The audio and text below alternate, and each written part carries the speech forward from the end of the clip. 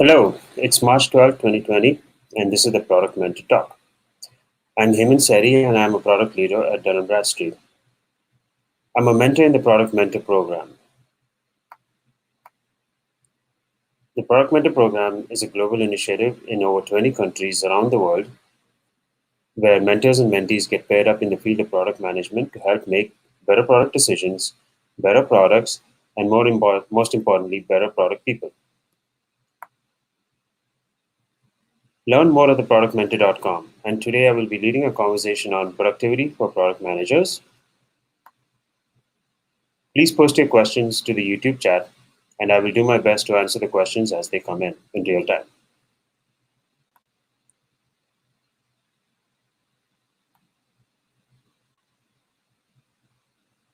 So first, a little bit about me. I'm a product leader within Dun & Bradstreet within the third-party risk and compliance space. I've done a couple of things over the last 20 years. Early on in my career, I was a product developer. I used to develop software for a couple of different startups in the Chicago area. After that, I started an offshore consulting firm where we used to do offshore development with teams in China and Vietnam. After that, I moved to consulting and did a lot of consulting for financial institutions, primarily focused on product innovation for large banks and large financial institutions. And more recently, I currently work at Dun & Bradstreet for the last 5 years, where I've been leading product management and innovation within our third-party risk, supply chain, and compliance space.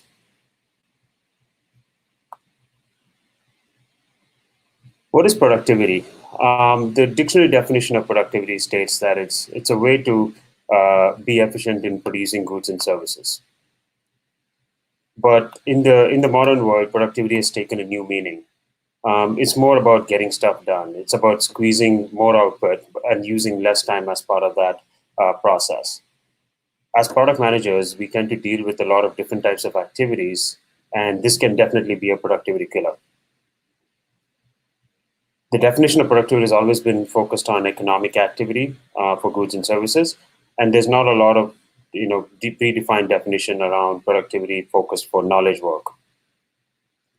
In this topic today, I'm going to talk about 3 different aspects of productivity focused specifically on product managers and things around how do we measure productivity, some frameworks that I've used to manage productivity, and tools, life hacks, tips that I've used in the past that have helped me be productive within my own life, as well as working with other team members in my career.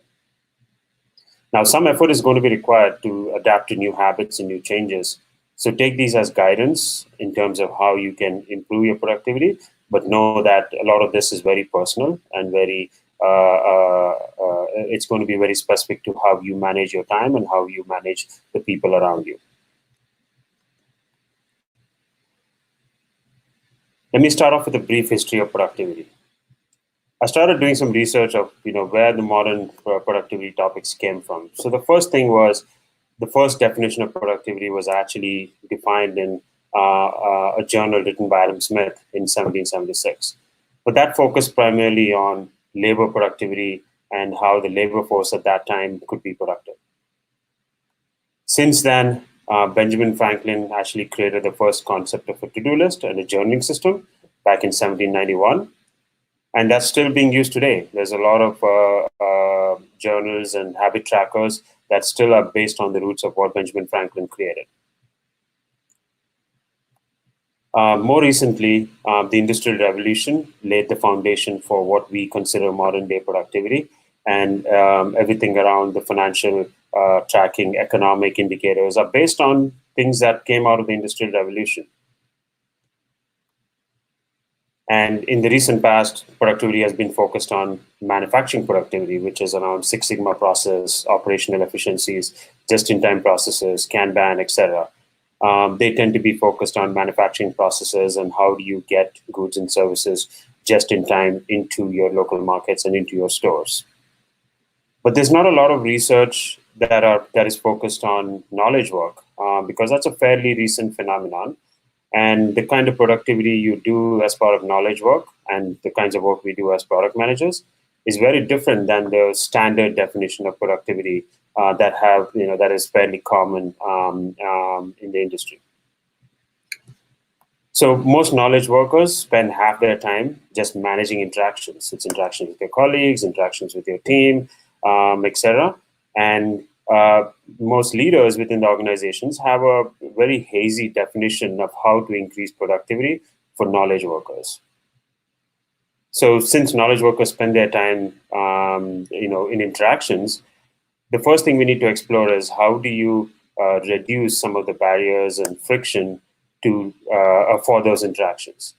And there's a lot of tools and software and services that allow you to increase productivity. There's a dearth of to-do list apps and calendar applications on the App Store that cater to every possible version of how you want to be productive. Today, we're going to explore a little bit of those options in terms of what I have tried to do in my day-to-day work experience and life, and how I've tried to stay productivity, and know very well that a lot of this evolves over time as new products and services come into the market.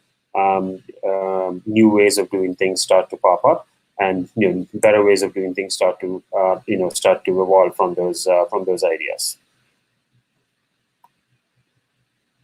So the first thing I want to talk about is how do you measure productivity? Because if you don't measure it, you're not going to be able to figure out how to improve it. Product managers tend to work with a lot of different types of people. There's people that you work with customers, you work with sales, support, technology, etc. So our interactions tend to be very fluid and very dynamic, and there's not really a set of activities a product manager can do on a daily basis. There tends to be a certain set of themes that most product managers follow, and depending on your kind of work that you do, you might have a certain set of activities where you probably interact more with technology one day than customers. Another set of product managers are more customer facing than they are internally facing, for example. But how do you know where to focus on? How do you manage your time? Sometimes there's extrinsic factors that play into this in terms of how you're managing your time. Sometimes the running joke is the calendar is not a time for you to manage your time. It's for somebody else to use up your time. So how do you manage this, and how do you find opportunities to improve? So the first thing you need to do is figure out how to measure some of these activities. If you're not able to measure it, then you're not able to figure out how to improve some of these activities as well. So in kind of our world, in the product management world, there's a lot of tools that allow you to measure some of these goals. But first, you need to identify what kind of objective you're trying to solve before you start figuring out measurement tools and metric tools around it. Here are some examples. So if you want to manage your time and see where you're spending your time, how you're spending, which time you want to kind of spend on particular tasks and activities, use a bunch of time tracking tools, right? If you're spending a lot of time within different applications and you're looking for ways to reduce or cut down or manage expectations for various applications, there's a additional activity around app tracking. And many times subconsciously you're using these tools and you're not even realizing that this is probably where you're spending a lot of time. Now, outside of your own self, you also work with other people within your organization, and how do you start to track activities within the other parts of the organization? So that starts to get into team tracking. So use Jira or any kind of ticketing system to manage set of issues and stories and that you're managing, and you can start to build out dashboards around where you're spending a majority of time. Similarly with OKRs. And if you're working with salespeople or finance people, you could leverage the CRM tools and understand opportunities and how much time you're spending on various opportunities associated with any sales activities. Right, and the same thing applies for product level tracking. So what kind of metrics you want to use and see how is your product measuring with those KPIs. Maybe you're using conversion ratios. Maybe you're using financial indicators. So try to identify what your productivity goals are and define which metrics make sense to track before you embark on kind of putting metrics across all of these categories. Here's an example of something that I use to identify, one of the objectives I had. One of the issues I had was, I was in way too many meetings and way too many projects going on, and I was not able to find a decent enough time to block off some time to do some focused project work that takes a much longer than a conversation. I wanted to get someone uninterrupted time to get some work done. So My Analytics is an application that's integrated with Outlook and Exchange in the Microsoft world, and it gives you certain set of analytics around how much time you're spending on collaboration, how much time you're spending on with your network and the people you interact with. So use a tool like this, and it gives you pretty good insights in terms of how you are structuring your time. And it gave me some pretty valuable insight in saying that usually my calendar tends to be booked at the start of the week, and I tend to have some free time available at the start of the week, like Mondays and Tuesdays, and that's probably the time I should be using to focus on some large initiatives and large projects that I haven't been able to focus on. So this is an example of how measuring gives you some insights that allows you to kind of manage your time accordingly.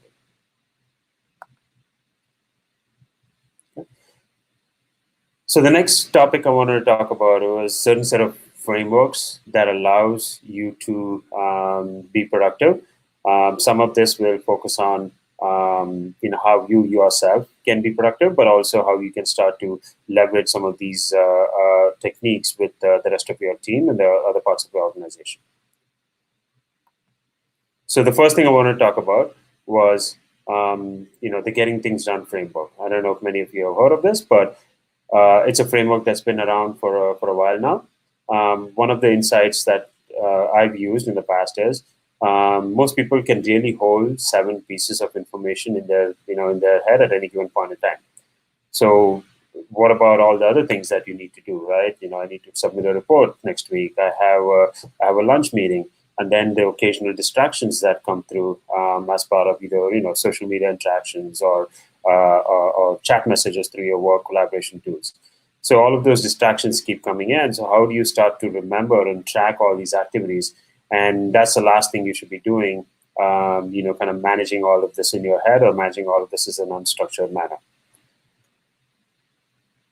So the first framework that will kind of start to address some of this or help some of this is the Getting Things Done framework. It's been around for about 20 years or so. It was created by a person named David Allen in 2001. And this framework allows you to maximize your time and build a system around how you want to interact with your day-to-day life in terms of activities, tasks, projects, etc. We'll go over this a little bit in the next slide. So the Getting Things Done framework, has a framework that talks about multiple steps. The first step is you need to capture your stuff into a couple of different inboxes. Now, this stuff could be receipts, bills, sticky notes, emails, calendar invites, conversations, etc., etc. So try to figure out how many, what kind of stuff you want to capture and where do you want to capture this stuff. This will become your one-stop shop to essentially take in any activity that comes up, right? It's a place where if you have to jot a note down, you put it in your inbox. If you have an email that you need action on, put it in your inbox. Now you might have 1 or 2 or 3 different kind of inboxes in air quotes that you need to kind of manage, but that's fine. But as long as there's a unified place that you can always come back to, that's definitely a way to kind of manage your thoughts and manage your stuff. Personally, I have 3 types of inboxes. One is my email. So that's definitely a place where all my stuff comes in. The majority of the work as product managers tend to be focused on email from a collaboration and communication standpoint. Then I have a notes application that essentially, if I need to jot down any notes, if I have any kind of meeting notes or meeting activities, it goes into my notes application. And if I have, and then I have a physical inbox where I put all my stuff that comes in through the mail or through receipts or stuff that I need to take care of that's not coming in through emails. So I have a question here. What tools do you use for GTD? Seems like I can use any tool, but I have multiple email addresses, multiple tracking tools, no simple way to do the sorting practice. So, like I said, this is an evolving aspect of what makes sense. Personally, I use Outlook on the Mac, on my iPad, on my phone, and that is a good way to have a single email address or single email application to manage your various email systems. It connects to pretty much any well-known email provider that's out there, and that gives me a kind of a one-stop location for all emails. You might have a different application. Mac has a mail application, even Windows has them. They all tend to have a single email application that you can kind of aggregate your tools. But it's not a one tool that works. So I've tried various tools. There's actually purpose-built GTD tools that are in the market. To me, I find them a little bit of an overkill. It takes time to manage that. If you're the kind of person that can do that, OmniFocus is a very good GTD tool that actually works very well.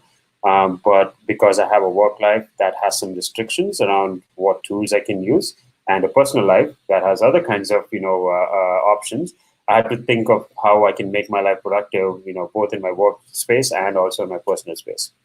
So for me, the best way to do it was Outlook for my emails. I use a notes application, OneNote for my any kind of notes and tasks that I need to track. And I use Todoist for any of the to-do tracking that I need to do that has time bound or any project-based activity around it. Okay. So the next step of the GTD process is to clarify it. Now that you have everything in an inbox, now you need to kind of do a light process to figure out how do you want to triage this. So this, there's the 4D process here that you can follow. So one is, if you want to, if it takes less than 2 minutes, go ahead and do it right away. Right? If it's a quick email, you need to respond yes or no, do it right away. If it's something you need to schedule, put it on your calendar and, kind of put a time-bound activity around when you want to do it and, what are the requirements around doing that. If it's something you need to, request from somebody, you're waiting for information from somebody else, or you need somebody else to do it, delegate it to the other person, as well as track that, using your to-do system as well. So that way, when you're able to get that activity done.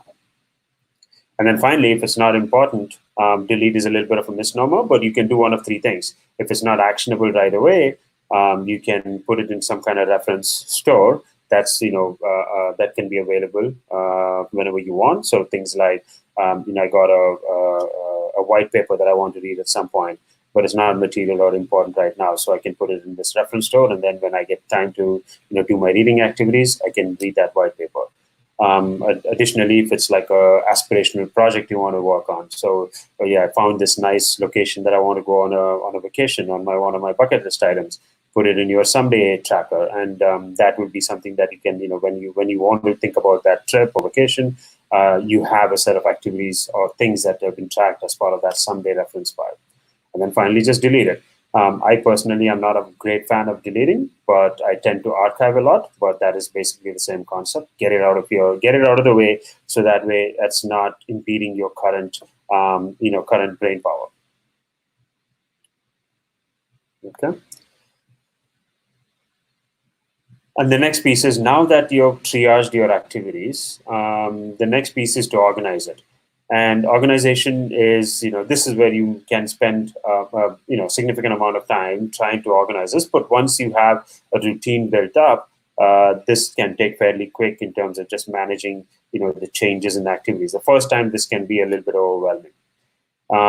So the goal here is, you have a certain set of tasks, you've triaged your inboxes. Now we need to figure out what the various projects are, whether it's project to do a renovation at home, or whether it's a project related to a work-related product launch, for example. So you need to organize your tasks, but more importantly, you need to really identify what your next actions are, right? And that's the kicker in this process, where the next actions help you identify what tasks that are going to come up that the system will remind you. And so that way you are not taking into account what do I need to do next. The system will start to surface that to you as part of this, activity. Okay. And then the next piece is reflect. So this is an important piece that's somewhat overlooked at certain points of time. you definitely have to block off a period of time, whether it's weekly, monthly, however you decide, to make sure you are reflecting on all the stuff that's been happening so far. Otherwise, your system will get stale pretty quickly. Whatever tools you use to do the organization, this reflection essentially helps you manage that. Personally, for me, this is a Friday afternoon thing where I look at the week past and the week forward and try to manage. Okay, what do I need to plan for? Am I targeting all the right actions for the next week? And again, the system should allow to surface. When do we need to look at? Put some reminders. I need to look at my physical inbox, which has all my receipts, mails on a monthly basis. I need to look at my long-term storage, which is my reference file, on a quarterly basis, and see which of those things are still relevant or active or still stuff that I need to work on. So those are the kinds of things that where you need to manage a process to reflect on the activity done so far, and then finally engage. Once this system starts running like a well-oiled machine, the system will start to work, and then you start to get more time and less stress to be able to actually do the stuff that you need to do. Right. So that's the most important thing, obviously. Right. You need to be able to work on the activities, and if the system is not working for you, then you're not going to be able to get stuff done. But know that this can get complex. So depending on your approach and your style, you may want to start small and try it on a few things, and try it on maybe an email system at work, or maybe something that's in your personal life, and see how the system works, and then kind of grow from there to incorporate other parts of your life. Okay. So that's the first framework. The second framework is relationship circles, what I like to call relationship circles. And this is loosely based on the circles of influence from the 7 habits of effective people. The difference here is this is how much influence you have in terms of how you can influence a productive approach with your people outside of yourself. And for product managers, you will have a relationship circle based on how much level of influence you have, from yourself to your customers. Different people might have different types of, relationship circles built out here. In my activities in my world, we don't tend to directly talk to customers. We tend to work with our customers through our sales team, through our extended marketing team, our delivery teams.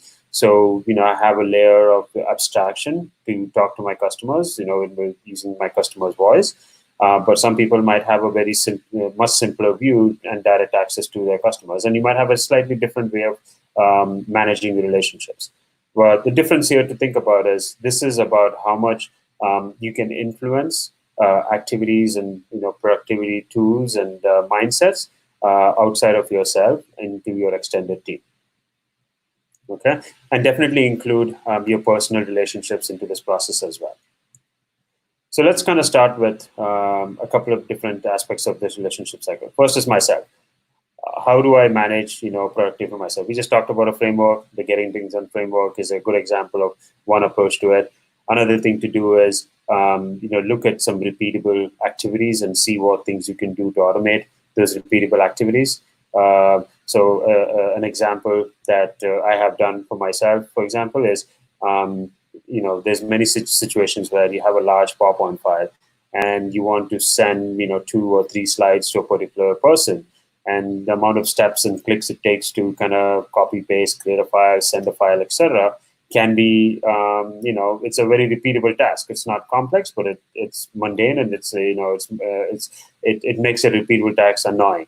So try to automate that. I've set up a script, so to speak, to automate that process. So now it takes less than 2 seconds whenever somebody asks me for 2 slides of a big deck. So that's a more complicated example. Another example could be how many times do you enter your phone numbers and your address into online forms. So try to find shortcuts, keyboard shortcuts, or other ways to make those tasks much simpler and much easier to use. All right. And then the next piece is eat your own dog food. So there is a lot of tools and products out there that allows you to be productive for yourself. So try them, experiment them, see what works for you. Some are aesthetically pleasing, some are much more complex and requires your focused attention in terms of how you organize, manage, and stuff like that. but try what works for you and see which set of tools actually work for you in kind of being productive and being more efficient. Um, Definitely look at kind of the App Store's top 10 lists in many of these, Mac App Store or Windows App Store, for example. And there's definitely, the well-known apps that should work for a majority of people. Okay? So the next piece is the core team. Here's where you have a level of influence that you could work with your core team. So these are the people you directly work with. It's maybe your technology team members, maybe it's your Scrum team. Obviously put your immediate family into this core team bucket as well. So here's where you actually have a level of influence that you can work with this core team and define some productive processes. Try to divide and conquer with them, and try to figure out how you can organize and manage set of tasks and activities through this core team.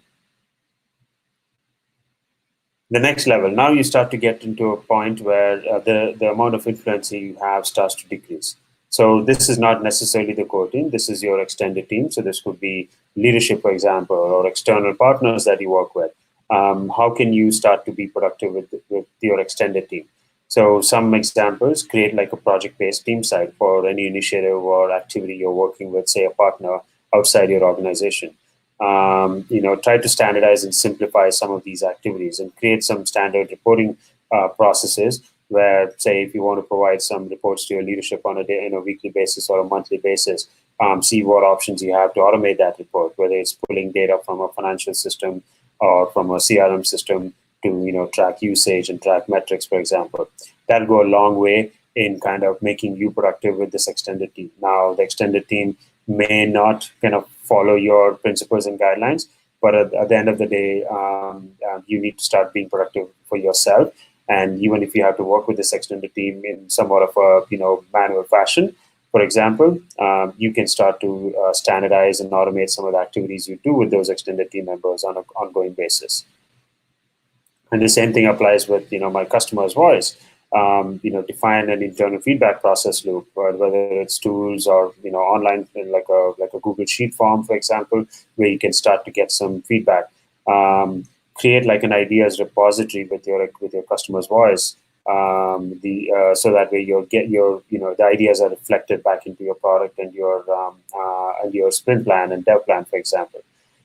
Make sure you are giving all the tool set to that team around what level of information the product can support, whether it's like a wiki-based site or a knowledge repository, for example. So they tend to ask the same kinds of information periodically, and as you start to see the same kind of information keep being requested from you, start to standardize it, so that way it starts to become a simple share or simple quick share to that extended team.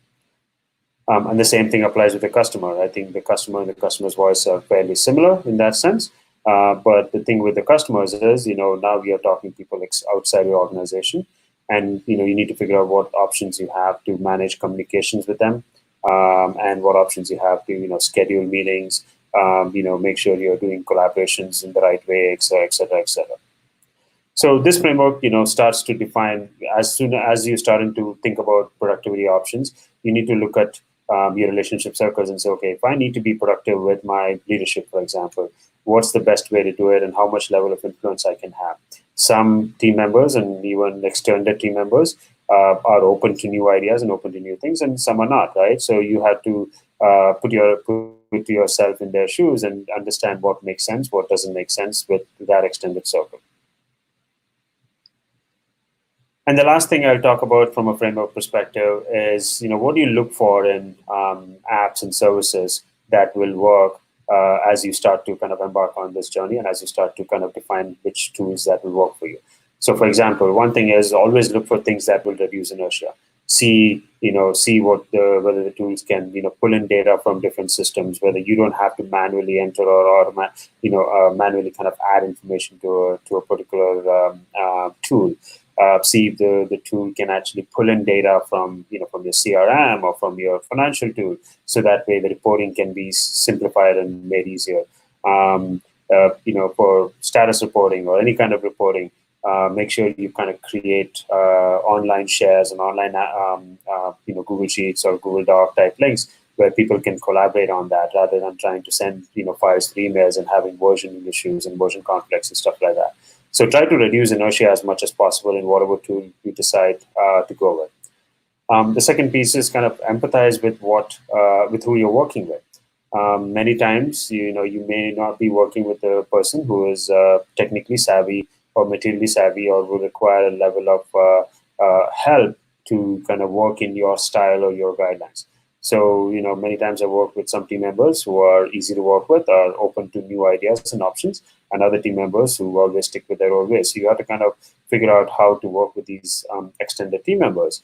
Sometimes, it makes it easier to work in their approach and the approach that they're comfortable with, so you can be productive. Otherwise, you're going to have a constant battle in trying to figure out how to, make things work, for example. And then finally, look at options to automate and manage things that are much more repeatable. So a good example for this is TripIt. So TripIt automates my itinerary planning fairly nicely. It integrates with my calendar. It integrates with my email. You can quickly email an itinerary that you get in an email to TripIt, and it automatically creates an itinerary for you. So that process, of automation helps you, kind of create this travel itinerary without you having to think about, putting some stuff on a calendar, putting stuff on a planner, for example. Okay. So I've kind of talked about the frameworks a bit. So now what I'll do is kind of go into some specifics of things that I have done in the past and things that work for me currently. These things are, tips, life hacks, think about how you want, but these are examples of things that have worked for me, and, we'll see, it'll give you some ideas of how to think about, just working on certain standard things that, everybody works on. Everybody works on email, everybody works on calendars, for example.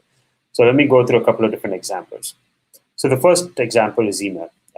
As product managers, we work with a lot of email, but you want to be responsive to your stakeholders and you want to take control of your inbox. So the first thing is implement a GTD framework. So this email is, this is kind of my system of how to manage your email. An email has to, through the GTD framework, goes into one of these 4 or 5 places. It goes into my calendar, it goes into my to-do list, it goes into my reference store, or I, reply it, or I archive it. Focus on trying to archive your emails as much as you can. Get it out of the way, because the more emails you have, quote unquote, in your inbox, the more kind of antsy you get about how much stuff there is to do. Getting it out of the way is simple enough. Most email applications tend to have kind of an archive function, and you could delete it also, depending on how you feel comfortable with it. And get it out of the way, so your inbox tends to be things that you have to focus on, whether it's takes 2 minutes or whether it takes 2 hours. Keep your inbox to things that you need to focus on. Turn off email notifications. We get way too many emails, and these email notifications start to become a lot of noise. Now, if you really want notifications, figure out the VIP list, and most email applications tend to have VIP-based notifications. So enable it for those type of people, but turn off email notifications. And the way to manage email is going to block off some time during your day, whether it's 20 minutes, 45 minutes, to kind of manage email in a block, rather than trying to do it on an individual basis. Okay. And then don't file your email, search for email. So one of the things that I've seen some of my team members do is they start to organize emails into a kind of a folder structure or a filing system cabinet type of structure. That's a very dated, antiquated approach to doing stuff. So use the search function for many of the emails applications that are provided. It has fairly good options for searching emails, and use the search function pretty aggressively, and keep your email organization very simplistic. Keep an inbox, keep an archive system, and maybe 1 or 2 reference folders, depending on what you need from a reference standpoint.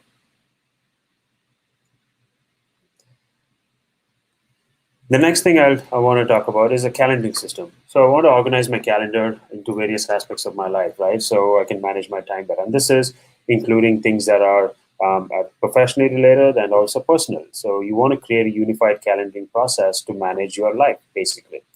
Try to integrate all your calendaring systems into one location. Keep your domains separate. It could be the same tool or application, but try to keep your domain separate. There's a work domain, there's a personal domain, maybe a family domain, and try to kind of color code your calendars to your domains.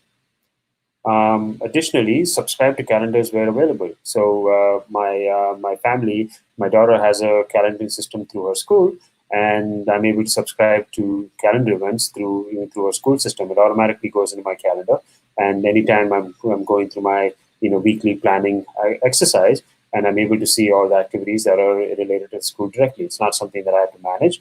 It's a great automation aspect, and so subscribe to all sorts of calendars. Your any meetups that you're going to or any events. Most of the calendar system has birthday tracking as well. So there's a lot of ways to subscribe to calendars these days and leverage that to your advantage. Okay.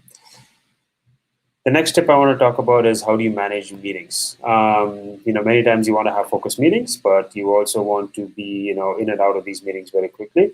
Again, as product managers, we tend to work with a lot of different kinds of people. It could be customers, could be salespeople, could be technology members, could be partners. So you have to kind of be in constant mind share mode. So you're always talking about a slightly different topic, depending on who you interact with. So you want to keep the meetings as efficient as possible. So the first thing is always decide on the right length of the meeting. I'm not teaching to the choir here, but you need to make sure that you're not spending 2 hours to talk about a 15-minute topic, and always have the right set of attendees around it.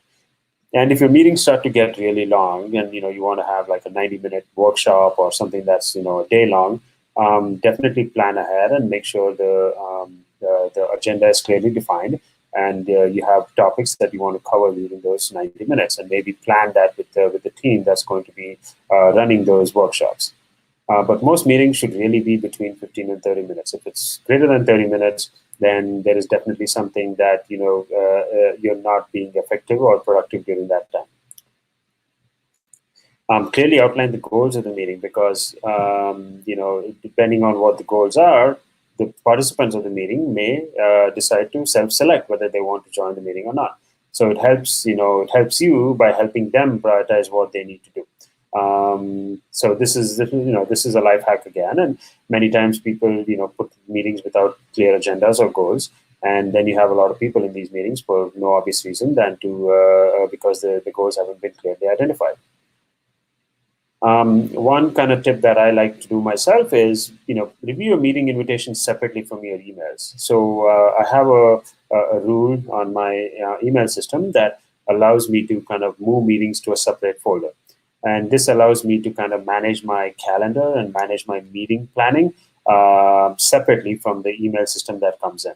So, and I also have various color codes to decide, at the start of the week or at the end of the week, what do I need to focus on for the next week? So if I have a lot of red on my calendar, that means, okay, I have a lot of leadership meetings that I need to look at, and I need to make sure, whatever reporting and whatever information my leadership is looking for, I can look at that pretty actively. For a lot of pink stuff like the technology stuff, that means I'm doing a lot of product development, product planning, stories and sprints and stuff like that. So those are the kinds of things you can start to, the system can start to help organize yourself and where you need to focus your attention, and obviously make you more productive. And then this is an often overlooked thing, but try to integrate a meeting notes tool into your calendaring process. There are some that are fairly well integrated, and some that you need to kind of do a little work to integrate a meeting note tool. Personally, because I work in an Office 365 environment, OneNote is a great tool that integrates with your calendar and automatically creates a fairly decent meeting note tool as a starting point. So look at those kinds of options to create a meeting note tool. So it improves the meeting process, and improves how quickly you can get in and get out of these meetings. Okay. The next thing I want to talk about is, as a contributor, I want to be able to work for an extended period of time. So this is one of those things, again, as product managers, we tend to work with a lot of different types of people, and we tend not to have a lot of focused attention or focused time to do, some of the things that we need to do in terms of, 2 hours or 5 hours, whatever blocks of big projects that we're working on. A nice little tidbit of information here is it's very difficult once you context switch to get back into your mode. Gloria Marx, she said that, it takes about 23 minutes for you to return back into your original task if you get distracted. That's a lot of time. And so, we don't really have the time to kind of manage a large task if you're constantly getting distracted. So the first thing to do is, how do we kind of manage a focus time? Obviously, put a time on your calendar and try to focus on one project, strategically managing what your priorities are. This was going back to my earlier example where I showed you the My Analytics example. That was where I was able to figure out where I could focus a large chunk of my time and block that time on my calendar so that that's where I can do all my large projects. Find your flow. So this is where you can, depending on how you work, you might have different ways to kind of get in the zone in terms of how you work. Some people like to sit in a coffee shop and manage their, do some large project. Some people like to listen to music. So find how you like to, find your flow and, change your environment to satisfy that. And then this is an interesting technique that actually works fairly well. Is the Pomodoro technique. So keep 25 minutes of focused activity and take 5 minutes of break. This Pomodoro technique matches nicely with the circadian rhythms of your heart and your energy as a person. And the technique basically allows you to get burst of productivity as you're working on some large tasks or large activities. And definitely do some small things like keep block your time on the calendar, put an out of the office message, etc. So that way you can minimize the amount of distractions you get as well. Yeah. And the last kind of takeaway I'll take you with here is, how do you understand progress from your colleagues? How can you be productive as part of this process? This is as a manager, you want to be able to, understand overall status from your team members and how you can kind of track and manage that progress on an ongoing basis. So first thing is try to simplify the reporting process for the team. Keep a shared drive or a shared, spreadsheet, for example, in terms of how you're tracking activities and how you're tracking reporting from the rest of the team. Keep automate some of the reminders so that the team members know that to come in and update the tracking file, update the reporting file, so that way you don't have to constantly chase them to get some reporting statuses. Use a Kanban type of tool for task management within the team. So it kind of goes back to the GTD framework. If you need to delegate some tasks, put this. This is a good tool to use, where you can use some kind of Kanban task management tool to delegate a certain task to a team member, and you can track level of collaboration with this team, and that team could be local, remote, as well. And some, many of these can be some level of automated reporting that you can use to kind of track progress and track completions as well. And then kind of automate some repeatable tasks. So one of the things that I constantly have to do is create like these financial reports on a monthly basis based on product usage and sales activities. And we've set up an automated process to kind of get that data from our CRM tool and get the data from finance and create an automated report that can be shared with leadership and shared with the rest of the team as well. So try to figure out ways to automate various repeatable tasks that you have to do on an ongoing basis. Okay. And then I'll leave you with this. There's a few links that that's there online. There's a couple of podcasts. There's a couple of blogs that are good to read. But this is a vast topic. There's everybody's style and approach is different to manage productivity. And these are some of the things that have worked for me. But definitely take a look at some of these examples and some of these podcasts and try to see what works for you and how you can kind of be effective both within your personal life as well as with your extended organization and extended team.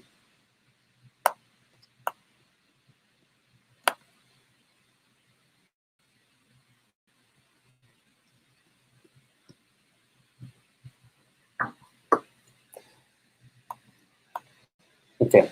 Thank you everyone for joining us today for a discussion on productivity for product managers. As always, this presentation will be posted to our SlideShare channel.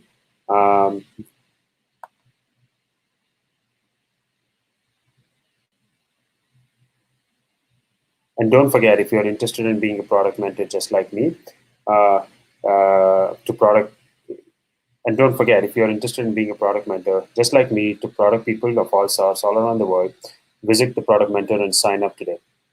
Follow us at Product People on Instagram. If you're looking to fill a new job with a great product person, visit our own free for all job board at the Product Jobs. Remember to like and subscribe, and finally, and subscribe to our channel. See you all next time. Goodbye.